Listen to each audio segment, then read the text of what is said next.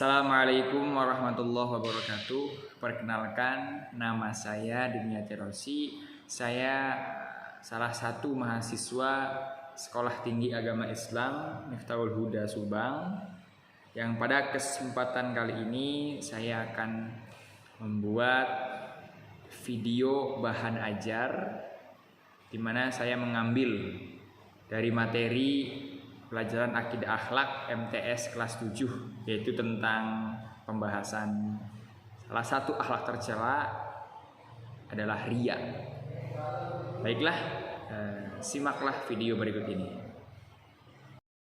Baiklah, yang pertama pengertian riya. Kata riya berasal dari bahasa Arab ar-riya'u, yang berarti memperlihatkan atau pamer, yaitu memperlihatkan sesuatu kepada orang lain, baik barang maupun perbuatan, baik yang dilakukan dengan maksud agar orang lain dapat melihatnya dan akhirnya memujinya. Ini termasuk perilaku yang dilarang oleh Allah, sebagaimana Allah berfirman dalam Al-Quran surat An-Nisa ayat 142. Bismillahirrahmanirrahim.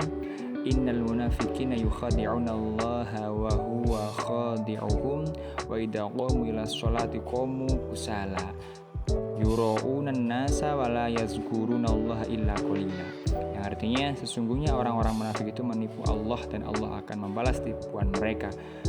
Dan apabila berdiri untuk sholat, mereka berdiri dengan malas. Mereka bermaksud riya dengan sholat di hadapan manusia, dan tidaklah mereka menyebut Allah kecuali sedikit sekali. Quran surat An-Nisa nomor 4 ayat 142. Berarti betapa dilarangnya perbuatan riya ini dalam pandangan agama Islam.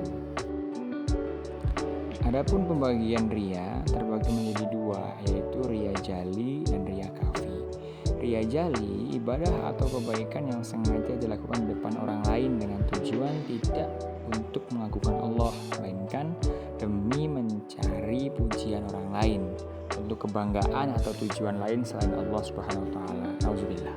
Adapun riya khafi, pengertiannya adalah melakukan ibadah atau kebaikan secara tidak terang-terangan, akan tetapi dengan maksud agar ia dihormati dan dimuliakan oleh masyarakat.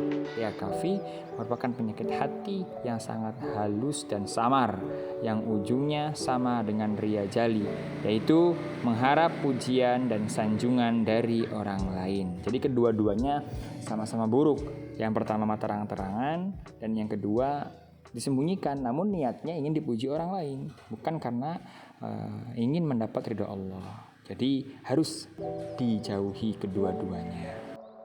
Baiklah, masuk kepada pembahasan yang kedua, yaitu contoh perbuatan riya. Sebetulnya banyak, namun saya ambil contoh dua saja.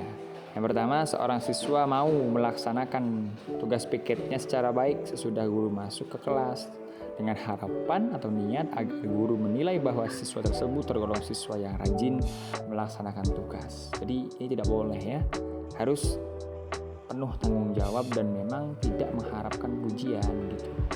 Kemudian contoh laginya, seseorang menyantuni anak yatim di hadapan banyak orang dengan maksud agar orang banyak menilai dirinya sebagai orang yang dermawan dan baik hati. Nauzubillah. Ini ibadahnya bagus, namun niatnya yang kurang bagus. Maka ini saya ambil contoh saja, dan kedua-dua contoh ini harus dijauhi sejauh-jauhnya. Dan pembahasan yang terakhir adalah perilaku untuk menghindari sifat atau sikap riya. Yang pertama, melatih diri untuk beramal secara ikhlas, mengharap ridha Allah walaupun sebesar apapun yang dilakukan atau dikorbankan atau diamalkan.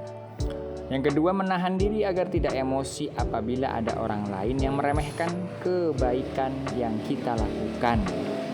Dan contoh yang ataupun perilaku yang ketiga, melatih diri untuk bersedekah secara sembunyi-sembunyi untuk menghindari sanjungan dari orang lain. Adapun akibat buruk negatif daripada perilaku riya ini, pertama, menghapus pahala amal baik. Jadi amal yang kita lakukan untuk mengharap ridha Allah akan terhapus dengan adanya niat riya. Yang kedua, mendapat dosa besar karena riya termasuk perbuatan syirik. Dan yang ketiga, tidak selamat dari bahaya kekafiran karena riya sangat dekat hubungannya dengan sikap kafir. Itulah pembahasan atau bahan ajar yang saya sampaikan. Mudah-mudahan bermanfaat khususnya bagi diri saya, umumnya bagi orang banyak. Terima kasih. Assalamualaikum warahmatullahi wabarakatuh.